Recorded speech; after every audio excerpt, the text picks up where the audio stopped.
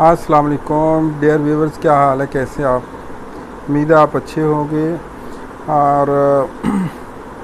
Dear viewer, आज जो हमने मौजू चुना है कोर्ट में केसेस के हवाले से जो मालूमात लेनी होती है, केसेस के डेट के बारे में, कोई नकल बनाने के बारे में और कोई दूसरी केस के स्टेटस जानने के बारे में, तो वो लोगों को देखा है कि बहुत ज़्यादा मुश्किलात पेश आती हैं और लोग समझते हैं कि ये एक बहुत मुश्किल काम है जो कि हमारे बस का नहीं है। तो इसके बारे में हम बात करेंगे आज कि वो किस तरह से आप ये मालूमात जो है जमा कर सकते हैं और ले सकते हैं, पुराने केसेस के बारे में भी और नए केसेस के बारे में भी। तो वीडियो शुरू करने से पहले मेरी गुजारिश है उन दोस्तों से जो नए आए हैं, ताकि मेरा चैनल सब्सक्राइब कर लें, लेटेस्ट वीडियो ताकि आपको मिलती रहें। तो शुरुआत करने से पहले ये है कि आपको कोर्ट के स्टाफ के बारे में मैंने एक आर्टिकल लिखा था, उसमें वीडियो भी बनाऊंगा, आप चेक कर लीजिएगा। तो कोर्ट के स्टाफ के बारे में आपको मालूम होना चाहिए कि ये कोर्ट में जो स्टाफ होता है जिनकी क्या क्या ड्यूटीज़ होती हैं और ये क्या क्या काम करते हैं। तो फ़िलहाल मैं आपको दो तीन जिनका रिकॉर्ड से तल्लुक़ होता है, स्टेनो होता है जिसके आर्डर जो है वो लिखता है कोर्ट के और डेली बेसिस के ऊपर जो डिस्पोज ऑफ होते हैं केसेस उनके, और दूसरे केसेस के भी बाज़ दफ़ा जज साहब उनको देते हैं कि वो लिखते हैं आर्डर। और एक होता है रीडर जो कि फ़ाइल डेली बेसिस पे उसके पास होती हैं और वो उनको मेंटेन करता है। एक तीसरा बंदा है जो रिकॉर्ड को अपने पास पूरे कोर्ट के रिकॉर्ड को रखता है, उसका नाम होता है अहलमंद। इसका रूम होता है अलहदा से और कोर्ट के पास ही इसका रूम होता है। बाज़ औक़ात इनको कोर्ट के अंदर भी जगह दे दी जाती है और ये वहीं पे अपना जो है एक कोने में अपनी फ़ाइल रखते हैं। लाहौर में तो 2 से 3 हज़ार केसेस होते हैं जो कि इनके पास एक कोर्ट में तकरीबन इतनी केसेस आम मैंने देखा है कि होते हैं कि इनके पास होते हैं। तो ये है कि ये डेली बेसिस पे 100 से 150 फ़ाइल जो होती हैं उनको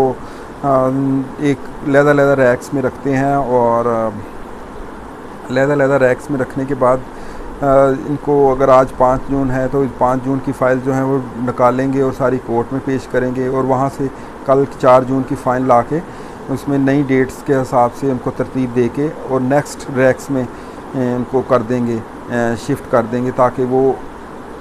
डे बाय डे फिर इस तरह से सिस्टम जो है वो चलता रहता है।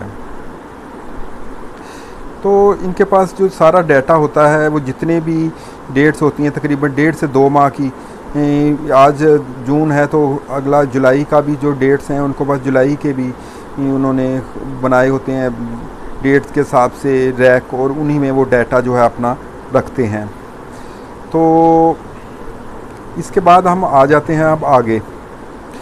कि जब आपने किसी भी केस के को ढूंढना है तो आप किस तरह से ढूंढेंगे।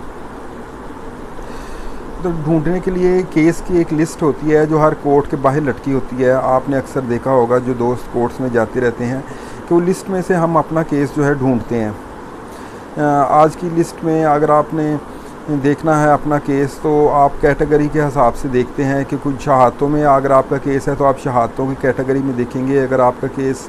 हाज़िरी में है तो हाज़िरी में देखेंगे, अगर आपका केस किसी और कैटेगरी में है तो आप वहाँ से अपना केस को ढूंढ लेंगे। ठीक है, अब आज की ये लिस्ट जब शाम हो जाएगी और ये कलेक्ट कर लेंगे वो सब लिस्ट को, और 1 महीने की लिस्ट की एक अलहदा से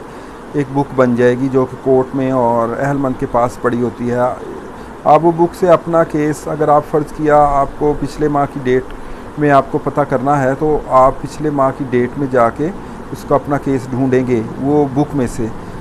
में से आप देखेंगे। अब आपको 13 मार्च का केस चाहिए है तो आप मार्च की जो बुक है वो नहीं ढूंढेंगे, उसमें बस 13 डेट देखेंगे और डेट देखने के बाद जो है आप उसमें अपना केस ढूंढ लेंगे। जब ढूंढ लेंगे आप अपना केस तो उसके बाद फिर आपने ऐसे करना होता है कि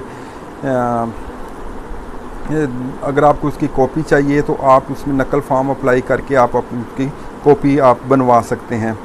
और कॉपी बनवाने के बाद अगर आपको केस का स्टेटस के बारे में नहीं पता तो आप वो फ़ाइल जो है जब आपको डेट का सही इल्म हो जाए तो आप वो फ़ाइल भी अहलमंद से तलब कर सकते हैं। ये एक पब्लिक प्रॉपर्टी है और अहलमंद आपको फ़ाइल दिखाने का पाबंद है। तो इसके बाद जो है, अगर हम इसमें देखते हैं कि अगर आपको एक पुराना केस है और आप पुराने केस को आपने उसकी मालूमात करनी है कि उस केस में क्या बना था, आपको मालूम ही नहीं है, या आपने अदम पैरवी छोड़ दिया था, उसके बाद आपको 2 साल बाद आपने वो केस ढूंढना है, तो आप किस तरह से ढूंढेंगे। तो पुराने केसेस में दो व्यूवर ऐसे होता है कि उसमें आपने सबसे पहले जज का नाम आपको पता होना चाहिए और डेट का पता होना चाहिए। अगर डेट का नहीं पता तो वो तो मैंने अब बता दिया कि आप लिस्ट से अपने केसेस जब ढूंढेंगे तो अपने टाइटल से आप डेट भी ढूंढ सकेंगे। अगर आपको मंथ का पता होगा तो फिर आप डेट भी ढूंढ लेंगे। अगर आप डेट ढूंढ लेंगे तो उसके बाद आप खुद से वो लिस्ट में ढूंढते ढूंढते अगर आपको एक डेट मिल गई दिसंबर की, तो दिसंबर के बाद आप आगे जनवरी की देखेंगे कि उसके बाद कौन सी डेट हुई, उसके बाद कौन सी डेट हुई, कौन से मंथ में गया, कौन से मंथ में, तो इस तरह से ढूंढते ढूंढते आप आखिरी लिस्ट तक आ जाएंगे।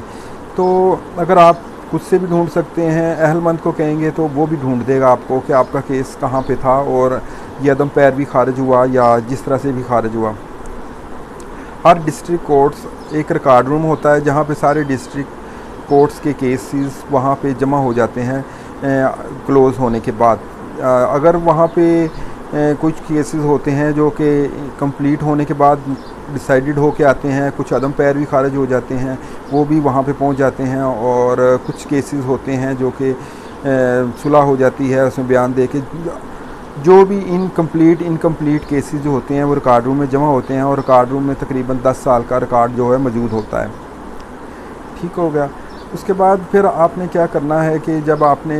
इसमें इंफॉर्मेशन ले ली, बाज़ दफ़ा होता है कि कोर्ट्स जब पुरानी है 3 साल 4 साल तो कोर्ट ही डिमोलिश हो चुकी होती है, लेकिन जब आपको जज का नाम पता होगा तो आप इंग्लिश ब्रांच में जाएंगे और वहाँ से मालूम करेंगे कि फ़लाँ डेट को या फ़लाँ साल में फ़लाँ जज जो था वो अब इस वक्त कहाँ पे बैठता है। अगर वो कोर्ट्स के बारे में मालूमात करेंगे ना कि मैंने फ़लाँ केस के बारे में मालूमात करना है, तो वो आपको उस वक्त उस अहलमंद का नाम बताएंगे जो उस वक्त जज के साथ ड्यूटी करता था। तो जब आपको अहलमंद के बारे में मालूमात हो जाएंगी तो फिर आप ऐसे करेंगे कि वो अहलमंद का नंबर वहाँ से ले लेंगे, उसे कॉल करेंगे और वो आपको बता देंगे कि ये फ़लाँ जज के साथ इस वक्त ड्यूटी कर रहा है या फ़लाँ किसी और जगह पे ड्यूटी कर रहा है। अगर जहाँ से भी आपको मालूम हो जाता है कि ये उस जगह पे ड्यूटी कर रहा है तो फिर आप वहाँ पे जाएंगे और वहाँ पे जाके आप उससे ऐसे करेंगे कि केस के बारे में पूछेंगे। उसके पास रजिस्टर भी होता है जिसमें उसने रिसीविंग ली होती है कोर्ट रिकॉर्ड रूम में जमा करवाने के बाद, वो अपने रजिस्टर में ढूंढेगा और आपको बता देगा कि आपका फ़लाँ केस फ़लाँ तारीख को डिस्पोज ऑफ हुआ था, डिसाइड हुआ था या अदम पैर भी खारिज हुआ था। वो मालूमात लेने के बाद आप नकल फार्म लेके उसमें अप्लाई करेंगे और उसकी सदका नकूल भी आप हासिल कर सकते हैं। तो आज के लिए इतना ही। उम्मीद है दोस्तों कि आपको आज की वीडियो पसंद आई होगी। तो गुलाम मुर्तज़ा मेहर को इजाज़त दें, नेक्स्ट वीडियो में इंशाल्लाह फिर हाज़िर होंगे। अल्लाह हाफ़िज़।